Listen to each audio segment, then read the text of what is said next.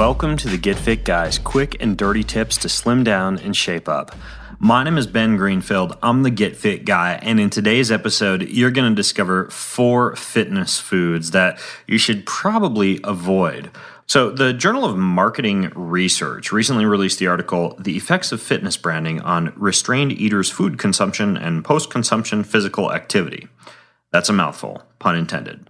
Anyways, in the article, what the authors looked into were the effects of food branded as fitness food, specifically investigating whether people who were trying to lose weight and who were given trail mix style snacks marked either fitness mix or trail mix would approach both the snack and their exercise differently depending on whether they perceived the snack to be fitness food. The trail mix marked as the official fitness mix, which was no different than the regular trail mix in terms of ingredients, but just labeled differently, even had a picture of running shoes on the front of it. Well, the results were kind of humorous. People given the fitness-labeled snack mix not only ate many more calories of that fitness snack mix, but they exercised less after eating the fitness snack mix, apparently convinced that the act of eating something associated with increased health or fitness somehow justified them exercising less. And here's the deal. Even if you do have self-control and you actually eat less or the same amount of food that you perceive to be health food or fitness food, the fact is that many of these foods still contain ingredients that aren't doing you any favors in the fitness, fat loss, or health department. So I'm going to give you 4 popular fitness foods and so-called health foods that you should probably consider limiting or avoiding. Let's start with the first one, which is fruit juice. While I'm not really on the fruit is toxic or fructose is toxic bandwagon, I do agree with the research that shows that fructose-sweetened foods and drinks like high fructose corn syrup containing energy bars, fructose-filled soft drinks, and, shocker, even those apple and pear jam-packed green juices at your local healthy grocery store can cause serious metabolic problems and big elevations in triglycerides if accompanied by excess calories. And frankly, it's quite often that I see people consuming even the healthiest of fruit drinks, fruit juices, and fruit smoothies, not exactly living in a calorie deficit. Once your body has had its fill of fructose, which is no more than about 400 calories per day, even the healthiest of juices becomes metabolically damaging. The basic science behind that goes like this. Fructose is metabolized by your liver. If your liver is already full of glycogen, aka storage carbohydrate, that fructose is then turned into blood triglycerides and fat. This can cause things like non-alcoholic fatty liver disease and other metabolic issues like resistance to the hormones insulin and leptin, which can lead to obesity and diabetes. One example of an ingredient commonly used as a high fructose corn syrup replacement in these so-called health foods is agave. Unfortunately, while regular sugar is 50% fructose, the fructose content of agave can be as high as 90%. So despite its seemingly natural, healthy title, both those healthy juices at the grocery store, even the expensive ones, as well as agave, really don't make any juice or smoothie any healthier. Number 2 is whole wheat bread. And yeah, whole wheat is technically healthier than refined wheat because it's more nutrient dense, but this does not mean that this carbohydrate that many people perceive to be the holy grail of healthy bread is actually healthy. And to say that whole wheat is a healthier bread is kind of like saying filtered cigarettes are healthier than unfiltered cigarettes. They're just a lesser evil. Why is this? Well, modern commercial wheat is a concentrated source of gluten in the diet. And while gluten is really not that big of an issue in smaller amounts, unless you have celiac disease, in extremely concentrated amounts, such as you would find it in many commercial whole wheat breads, it can cause things like gut and neural inflammation, as your immune system attacks excess gluten proteins in both your digestive tract and in your neuronal tissue. This inflammation can cause issues like brain fog, damage to the lining of your digestive tract, bloating, constipation, and other unpleasant symptoms. And contrary to popular belief, whole wheat bread is not a low sugar food and can, in fact, significantly spike your blood sugar. How? Well, the glycemic index is a measurement of how quickly a food spikes blood sugar, and the glycemic index of white bread is 69. But the glycemic index of whole wheat bread is 72, and shredded wheat cereal is 67.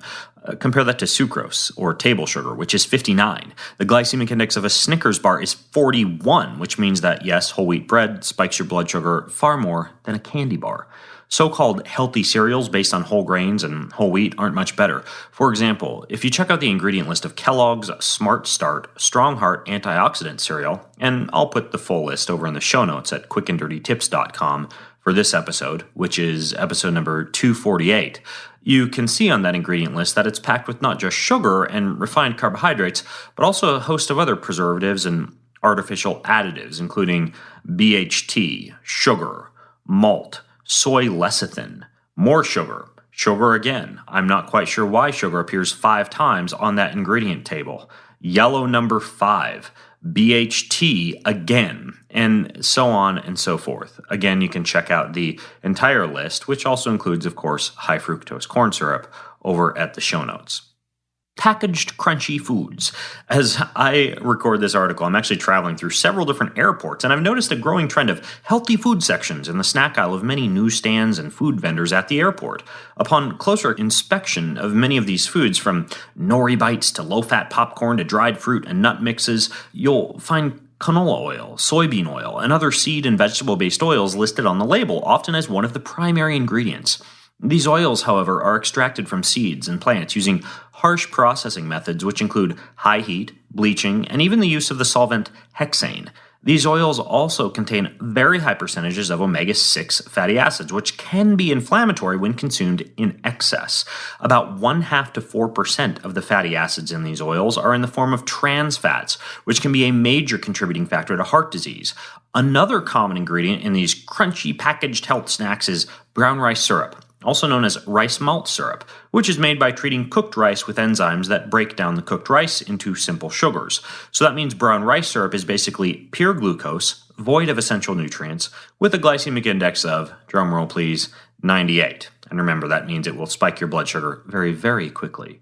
This combination of processed oils and very sweet additives in packaged crunchy health food should inspire you to add these to your list of healthy foods that you should definitely avoid.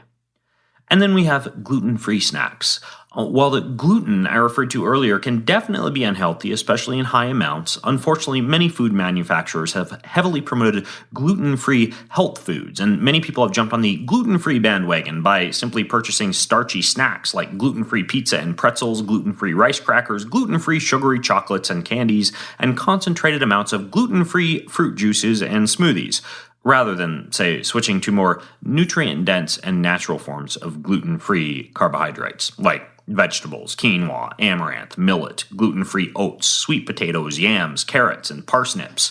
The problem with the more popular packaged gluten-free foods and snacks is that they're usually very low in nutrients, vitamins, and minerals, and usually contain very concentrated amounts of starches and sugars.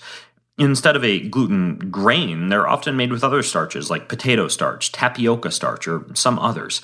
And these starches are usually highly refined, void of nutrients, and spike blood sugar fast, just like wheat. Take, for example, one very popular gluten-free pizza, which contains, among other things, and I will put the full ingredient label again over in the show notes at quickanddirtytips.com for episode number 248. Low-moisture part-skim mozzarella cheese.